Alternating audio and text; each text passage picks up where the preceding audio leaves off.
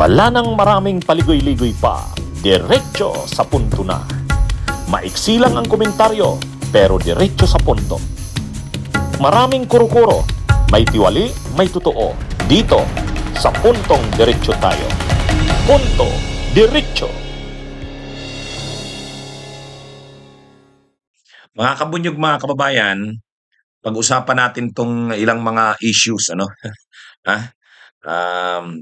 Ito, ang una dito, may isang DDS vlogger. Ito, maraming kontrobersya ito na marami itong kakaaway. Itong DDS vlogger na ito, ang pangalan niya si Sir Jack Arguta.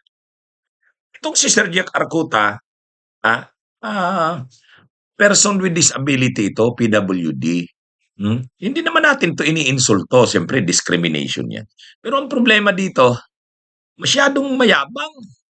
Marami itong ang mga post nito laging nakikipag-away, lagi na lang parang siya ang laging magaling, parang siya yung pinakapogi, siya yung basta lahat na lang pagdating sa lalo na pati kakamping sinaaway nito. O tulad nito, saka ang mga komentaryo nito talagang nag-i-invite ng ng diskusyon at away eh. Ha? Itong si Jack Arguta, parang nag-iimbita lagi ng away at diskusyon. Tulad nito, nag-post siya, UP student ka, tapos sa bundok ka nag-OJT. Anong course yan, be? BS major in NPA? Kumbaga, ito, bakit niya naman linalahat yung UP students? Para, hindi lang naman UP yan eh.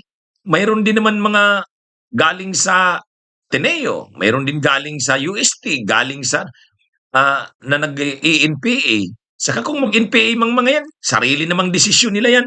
Wala namang pakialam dyan ng eskwelahan. Wala namang pakialam ang eskwelahan. Ang eskwelahan, ang gagawin lang yan, pag-aralin ng mga estudyante na nag-enroll sa kanya. Kung anong magiging desisyon ng mga estudyante niya pagkatapos sa buhay nila, kanila na yan. Halimbawa, UP. Mayroon din naman mga UP na nagiging anti-communist eh. Mas marami pa nga eh. Ano talaga yan? Ang eskwelahan, hindi naman yan makukontrol ba, mamumonitor ba ng eskwelahan? Kung ang mga graduates nila, si ganitong graduate ay namundok, nag-NPA, kukontrol ba yan? Mababawalan ba nila yan ng UP? Mababawalan ba yan ng Ateneo? Wala naman yan. Hindi na nila saklaw yan. Ang saklaw nila, yung pag-aaral ng mga estudyante na nag-i-enroll sa kanila. Pero kung anuman ang kanilang desisyon sa buhay, anuman yung kanilang magiging kaisipan, marami rin ngang estudyante ng UP, mga leaders, nagiging mga leader ng bansa, mga kurap. Sila marami yan. Di ibig sabihin pala yung mga graduates ng UP, kurap.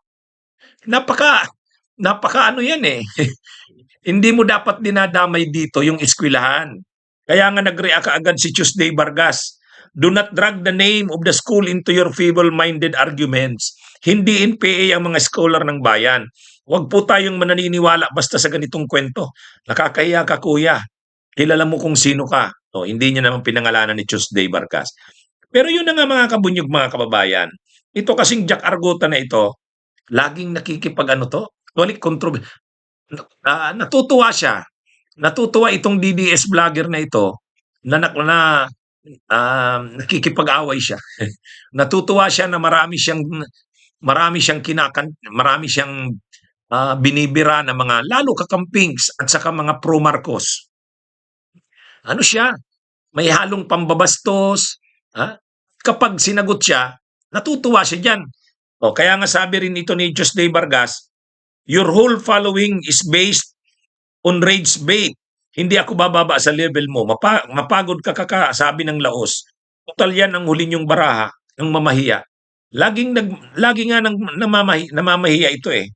Napapansin natin, laging namamahiya itong itong si Jack Arguta.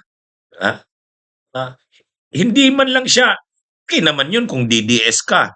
Ang paniniwala mo ganito ganon. Di sabihin mo yung paniniwala mo, sabihin mo yung mo. Pero yung ano ka, nagkakalat ka ng ano, ng, mga ano, namamahiya ka na kung ano-ano.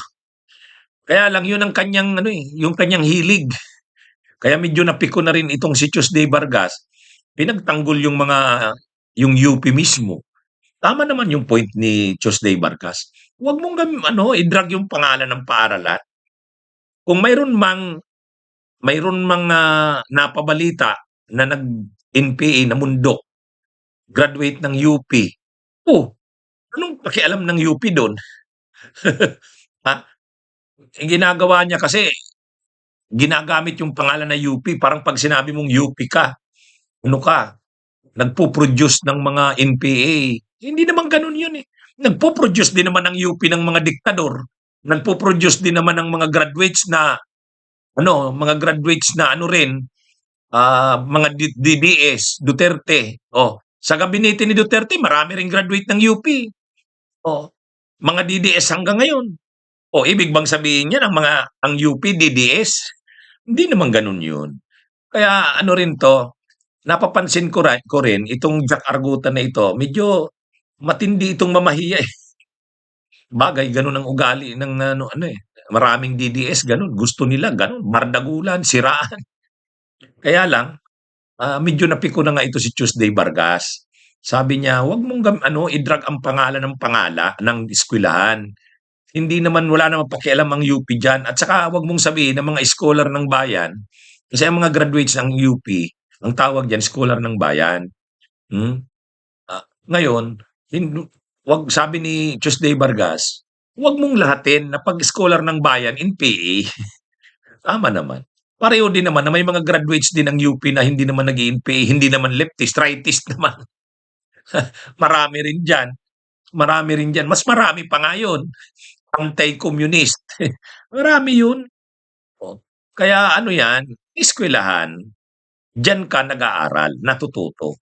Kung ano ang gusto mong paniwalaan sa buhay, ha? Kung anong paniniwala mo sa buhay, anong gusto mo sa buhay mo mangyari, desisyon mo na 'yon, ha? Ang trabaho ng eskuwelahan pag-anuhin ka, turuan ka. Kung anong desisyon mo sa buhay mo, kalayaan mo 'yun, karapatan mo 'yun. Hindi mo puwedeng sisihin ang eskuwelahan do'n, ha? Kung mayro'n palang nag-NPA na Atenista, sisisihin mo ang Ateneo, ha?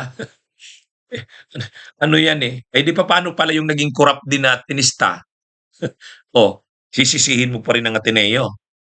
Ano 'yun, eh, masyadong yung na 'to.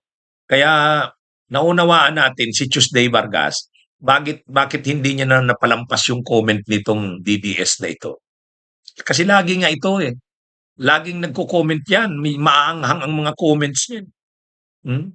Kaya ano ito, tama lang na kinounter ni Tuesday Vargas, kasi laging ganyan ang mga ano niyan, hmm. Okey, magandang araw mga kabunyog, mabuhay po tayo. Bunyog, bunyog, halikan na kasama ka. Bunyog, kapag buklod ay may pag-asa. Luzon, Visayas, Mindanao, isa ang pananaw. Sa bagong Pilipinas ang bunyog isisigaw. Bunyog.